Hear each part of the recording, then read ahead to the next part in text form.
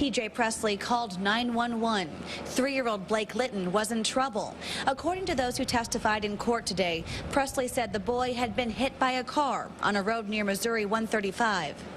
But Deputy Michael Chin said he couldn't find an ounce of evidence to support that claim, so they started asking questions.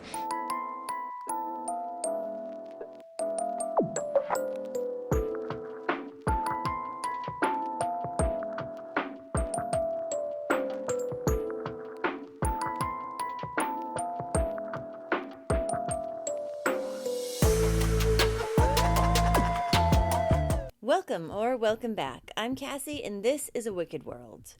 If you haven't checked out my other channel yet, then make sure you do after you're done watching this video. It's called Wicked Ways, and on that channel I cover true crime adult cases. And you can find the link to that channel in my description below. The story I have for you today is about a little boy who was murdered, and the person responsible tried to cover it up with a story that quickly started to crack. A story that the boy's mother would willingly go along with. No questions asked. This is the story of Blake Litton.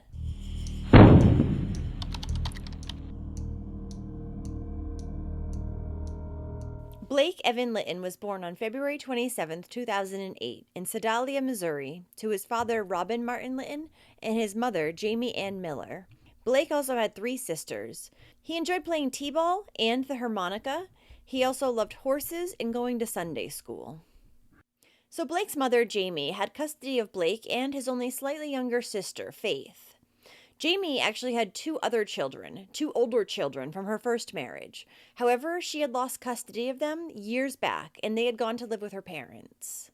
Jamie had then given birth to Blake and Faith while she was in her second marriage, and once that marriage came to an end, she was somehow able to retain custody of both of them.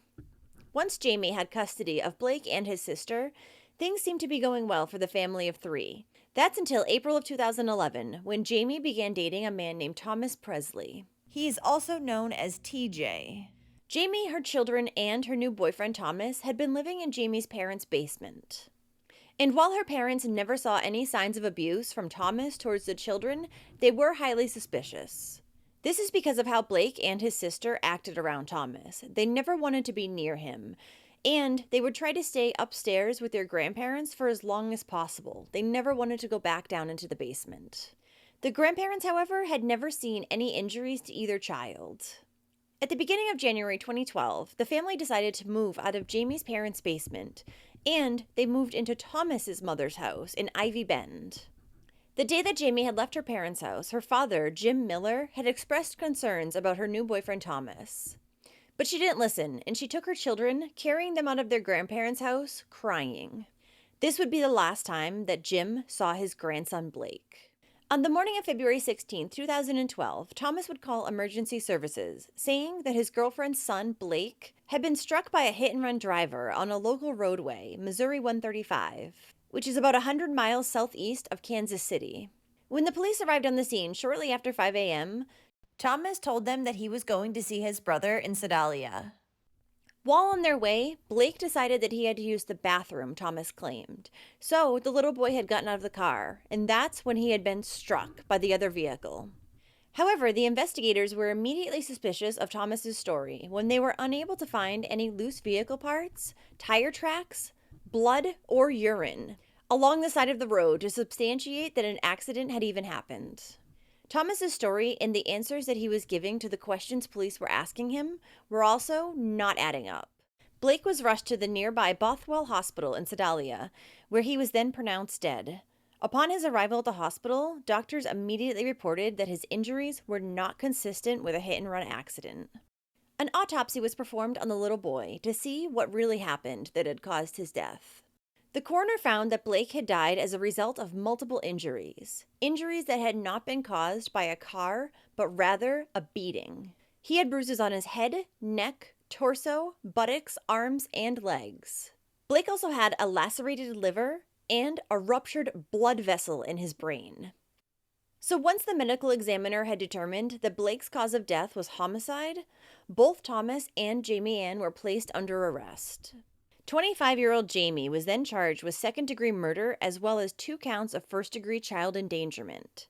21-year-old Thomas Presley was charged with second-degree murder and child endangerment. They were each held on a $100,000 bond. Jamie's second-degree murder charge stemmed, in part, from her not seeking immediate medical care for Blake. And she did not call 911 when she found out he was seriously injured. Jamie was also charged with child endangerment after she had let her boyfriend Thomas drive away with both Blake and her daughter Faith. Not long after Thomas and Jamie were arrested, police would find out what really happened to Blake on that day. In the morning on February 16th, Jamie had to go into work for an early shift. But on her way in, she would receive a text message from her boyfriend Thomas saying that he had lost it and he had beaten Blake to the point where he thought he was paralyzed. Thomas told her that her son was in bad shape. So as one should do, Jamie told her boyfriend to bring her son to the emergency room. However, Thomas told her that he couldn't do that because he was not willing to go to jail for the rest of his life. Once she had arrived at her job at Golden Age Living Center nursing home, she asked one of her coworkers if she could borrow some money to take her son to the hospital. She also asked her boss if she could leave work because her son was sick, but did not disclose the extent of his injury, so she was told no. Surveillance video from the nursing home shows a dark-colored SUV pull into the parking lot around 5 a.m., and then Thomas gets out and is seen walking around the vehicle. Jamie went out to the parking lot to meet with Thomas, and when she did, she said that Blake looked very peaceful sitting in his car seat. The mother said she then screamed Blake's name, but he didn't respond, and his breathing was weak. Jamie claimed that when she had initially taken his pulse on his left arm, she obtained a radial pulse reading of 62, but she later admitted that the pulse she felt might have just been her own, as she was in a rush to check Blake's pulse. While still in the parking lot, Thomas had told Jamie that he was going to fake a car accident, so that way he could get medical attention for Blake without having to bring him to the hospital himself and possibly getting in trouble for beating him. Regardless of this statement that Thomas made, Jamie later told investigators that she believed that when he pulled out of the parking lot just a few minutes later, he was going to be bringing her son Blake to the emergency room. Sure you did, considering he just said he wasn't going to.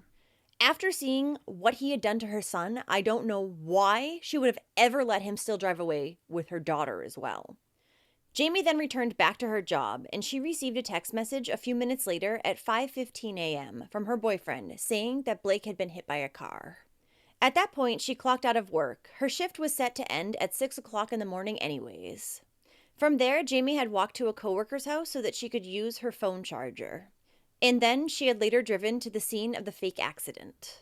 Now, when Jamie spoke with police on the scene, she did not tell them what had really happened to her son, that her boyfriend had actually beaten him. Blake's sister Faith was taken into custody, and she was given a medical examination that very day. And the doctor would find that she also showed signs of abuse. Faith had a broken wrist, as well as extensive bruising to various parts of her body.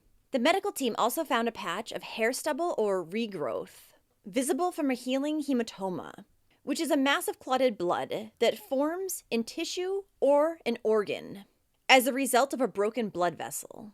The child's liver enzymes were also elevated, indicating a blunt injury to the liver. The little girl blamed all her injuries, which were estimated to be at least a week old, on her daddy, meaning Thomas. She also told investigators that on the day her brother had died, Thomas had actually punched him in the mouth because he had pooped his pants. After hitting him, Thomas had then put the boy into the bathtub and began punching him even more, which only caused him to defecate even more. Blake's younger sister Faith ended up being placed with her loving paternal grandparents after she received medical treatment. You tell me, DeMaio, why is this boy's brain and liver injured? The child was punched or kicked in the belly, rupturing the liver. The head was slammed against something hard, most likely the bathtub, maybe once, but more likely repeatedly. And this produced hemorrhaging in the brain, hemorrhaging the abdomen from the liver, lacerations, tears. The child was beaten to a pulp. And you're right, this should be a death penalty case. And why, doctor, why did the little 3-year-old baby boy start defecating in the tub? Why? because his brain was being destroyed. He was losing all ability to control all his functions. And Look at this boy. Look at him. Why is this not a death penalty case? Now, when police spoke with Thomas, he would finally admit that he had beaten Blake when he had been watching him and his sister Faith. Sometime between 2 and 3 in the morning, Blake had misbehaved and had an accident. This had enraged Thomas, and he had struck him more times than he could remember, he said. He had hit him with an open hand, and then he had also kicked him several times. "I really beat him bad this time," Thomas said to investigators. "Yeah, no shit, he's dead. Couldn't get any worse. Couldn't get any worse." He claimed that he had blacked out and lost control while he was beating Blake. However, Thomas would also say that he had placed the toddler into bed because he thought he was going to be okay. However, less than 30 minutes after he had put him into bed, Thomas heard a loud noise coming from the kitchen. There, he said he found Blake laying on the floor unresponsive. At that point, Thomas said he knew the child was badly injured as he was gasping for breath and his eyes were rolling back in his head. After realizing how badly he had injured Blake, Thomas loaded the little boy and his sister into the SUV.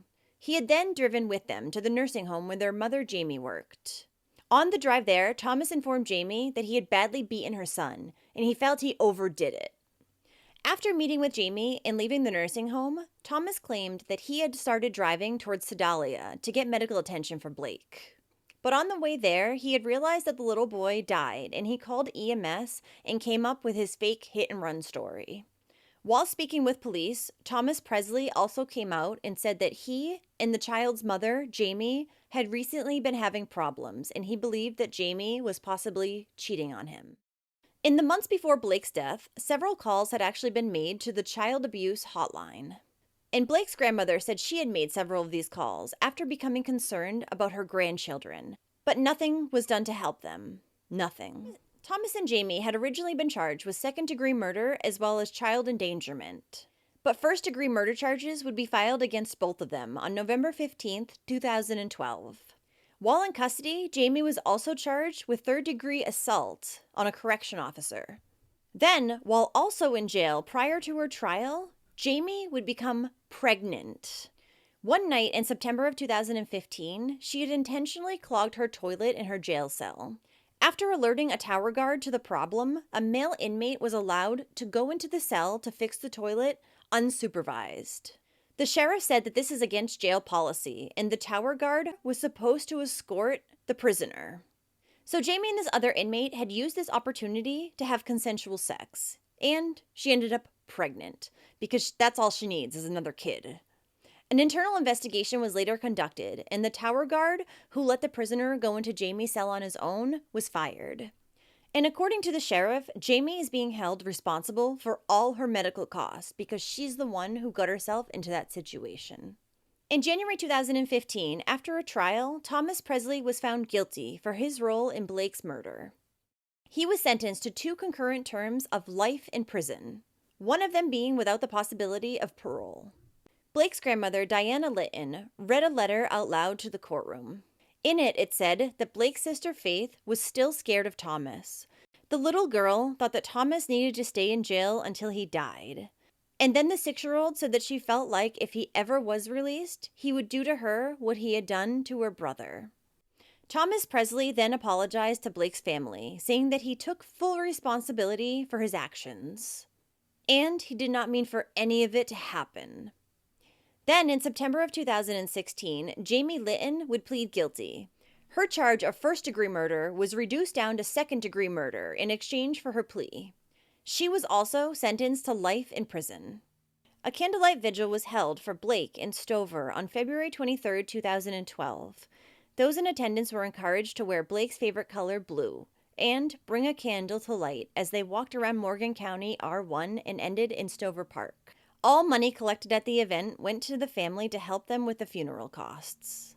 And 3 days before Blake Litton was supposed to turn 4 years old, Grieving family, friends, and a community in mourning gathered to say goodbye to the little boy at a memorial service at Campbell Lewis Chapel in Sweet Springs. During the service, Blake's sister Faith, who was dressed in a blue dress, played quietly and hugged all her family members. After the service, she said how much she misses her brother. Blake was then buried in Fairview Cemetery in Sweet Springs, Missouri. Well, thank you for listening to Blake's story today. The lack of concern that Blake's mother showed when she found out how badly injured her son was is sickening. She made no effort to help him, and she even left her daughter Faith in Thomas's care after he had just beaten her son to death. Blake's sister Faith is so fortunate that she was saved before it was too late for her as well. So if you do like true crime and you want to hear it from me, then don't forget to hit that subscribe button below and turn on those notifications too, so you'll know when I upload a new video, which is about 2 times every week. Thanks for watching A Wicked World today. Until next time, take care guys. Bye.